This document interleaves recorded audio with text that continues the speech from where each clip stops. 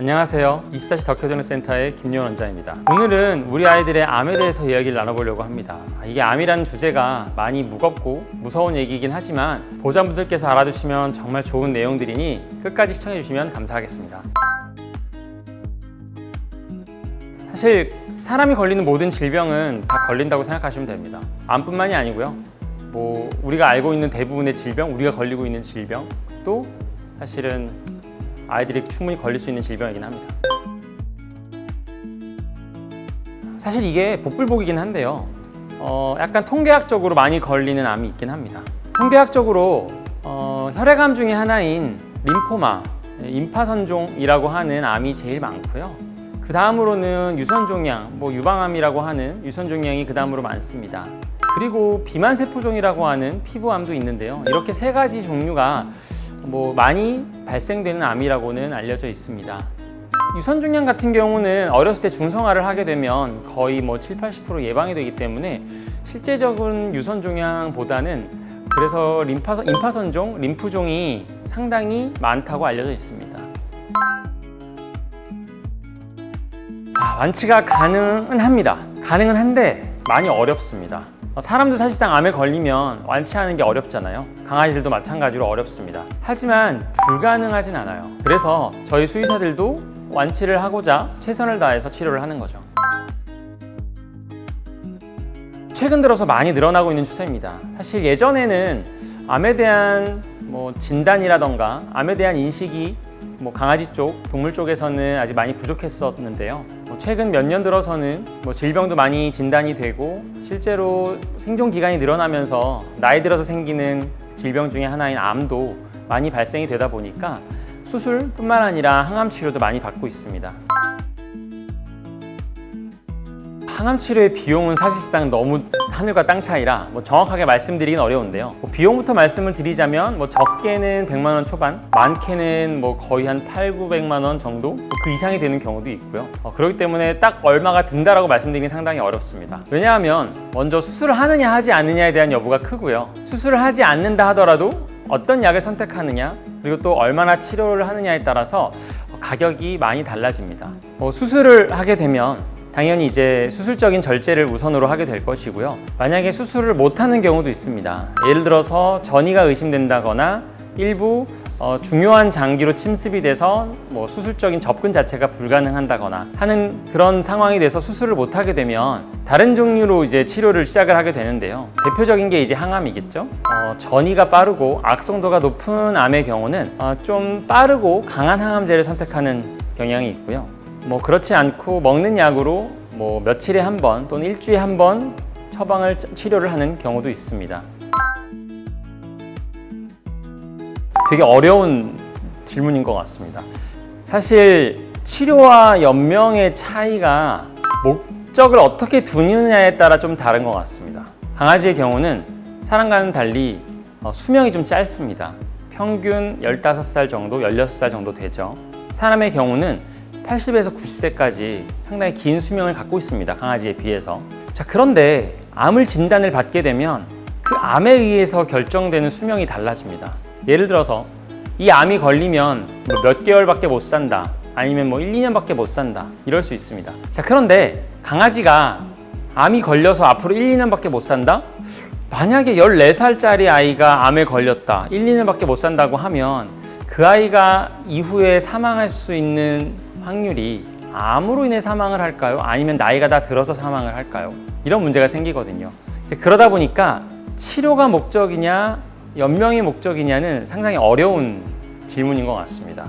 예를 들어서 굳이 치료를 하지 않고 이 아이가 남아있는 삶 동안 아프지 않고 보호자랑 행복하게 살 수 있는 그 시간 동안만을 연장시킨다라고 하면 이것도 하나의 치료가 될 수 있겠죠. 사실 같은 방법으로 같은 목표를 가지고 치료를 해도 하나는 치료가 될 수 있고 하나는 연명이 될 수 있습니다. 그렇기 때문에 어떤 목적을 가지고 하느냐에 따라서 그 두 가지가 좀 달라질 것 같습니다.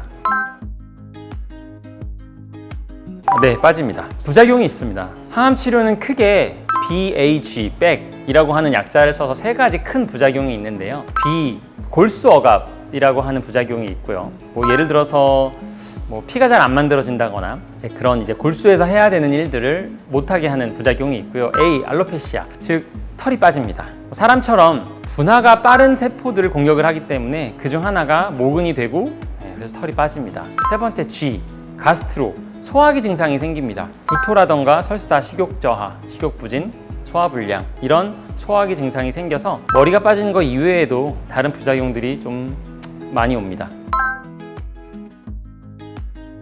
암 조기에 발견하는 게 상당히 중요하다고 생각을 합니다. 왜냐하면 조기 발견을 하게 되면 단순히 짧은 수술 그리고 간단한 처치만으로도 암이 치료가 되는 경우도 있고요. 항암을 하지 않아도 되는 경우도 많기 때문입니다. 그런데 이 조기 진단이 상당히 어렵습니다. 그 이유는 첫 번째, 아이들이 말을 하지 않아요. 그래서 아프다고 저희한테 표현을 하지 않고 어디가 불편하다고 표현하지 않습니다. 두 번째, 설령 표현을 한다 하더라도 이미 말기까지 진행된 경우가 많습니다. 실제 암은 말기까지 돼야지만 그 증상이 나타나기 때문에 증상이 나타나기 전에는 어떻게 몸이 퍼지든 사실 겉으로 드러나지 않는 경우가 많습니다. 그래서 조기 진단이 상당히 어려운데요. 가장 중요한 것은 검사입니다. 그런데 이 검사도 사실상 쉽진 않아요. 그 이유가 사람처럼 아직까지 의학기술이 많이 발달되어 있지는 않습니다. 사람은 혈액검사를 통해서 여러 가지 암 지표를 확인해 볼 수 있는데요. 아직 반려동물 쪽에서는 그 정도로 발전되지는 못했습니다. 하지만 그와 비슷하게 암 지표를 측정해서 조기 진단에 도움이 되는 검사들은 있습니다. 그 검사를 통해서 암이 의심이 된다면 추가적인 영상검사, CT나 MRI나 초음파, 엑스레이 등 이런 추가적인 검사를 통해서 암의 위치를 좀 더 찾아볼 수 있죠. 사실 가장 권해드리는 검사는 CT입니다.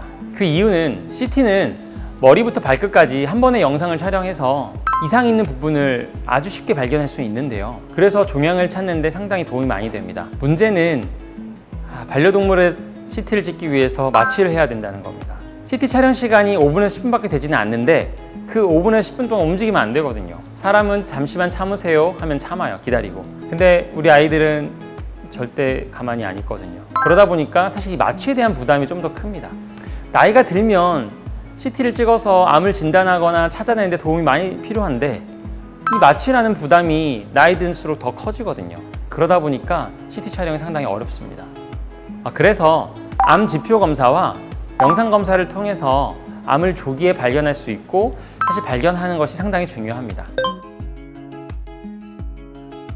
사실 안락사는 참 어려운 부분인 것 같습니다. 사실 안락사를 고민한다는 것은 암이 많이 진행돼서 치료가 거의 불가능하다고 볼 수 있습니다. 그렇다면 우리는 언제 치료를 중단하고 또는 안락사를 권해드려야 될까요? 이런 부분은 저는 고통과 삶에 대한 의지라고 생각을 합니다. 너무너무 고통이 심해서 삶에 대한 의지가 사라진다. 밥도 먹을 힘도 없고 기력도 없고 의식도 없고 보호자를 못 알아본다. 사실 고통만 줄 뿐이라고 생각을 하거든요.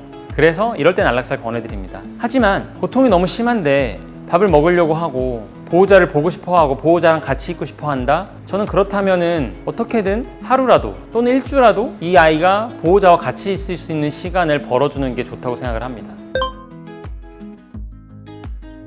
이 정도까지 하면 괜찮겠지? 병원 안 가봐도 괜찮겠지? 이런 부분이 제가 생각을 했을 때는 가장 큰 실수인 것 같습니다. 괜찮겠지는 없거든요. 암을 관리하는 데 있어서는요. 조금만 괜찮아졌다고 생각을 해도 금세 다시 또 전이가 되는 경우도 있어서 사실 꾸준하게 관리하고 신경 쓰는 것이 암을 관리하고 치료하는 데 있어서는 제일 중요한 것 같습니다.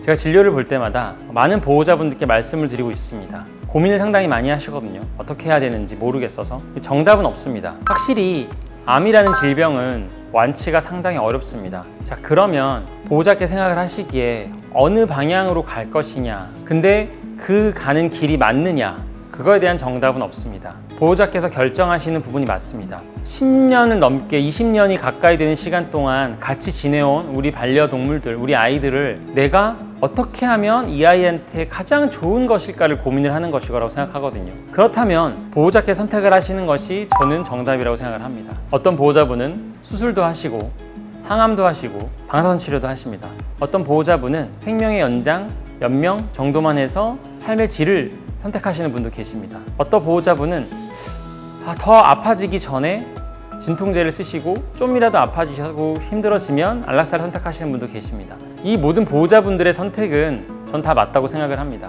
아이를 위해서 가장 최선인 것, 가장 좋다고 생각하시는 걸 선택하실 거라고 저는 믿기 때문입니다. 그렇기 때문에 보호자분께서는 충분히 아이를 위해서 고민을 해보시고 그 선택을 끝까지 최선을 다하시는 것이 좋다고 저는 생각합니다. 오늘은 우리 아이들의 암에 대해 함께 이야기를 나눠봤습니다. 암이라는 건 사람에게도 반려동물에게도 참 무겁고 힘든 단어인 것 같습니다. 하지만 조기 발견과 꾸준한 치료, 그리고 보호자분의 사랑이 있다면 생각보다 많은 가능성이 열려 있다는 것을 기억해 주시기 바랍니다. 앞으로도 우리 아이들이 건강하게 오래오래 함께 할 수 있도록 꼭 필요한 정보들로 다시 찾아오겠습니다. 소중한 생명을 더 소중하게. 지금까지 24시 덕혜동물센터의 김예원 원장이었습니다. 내용이 도움되셨다면 구독과 좋아요 꼭 누르시고 더 좋은 내용 알아가시기 바랍니다. 감사합니다.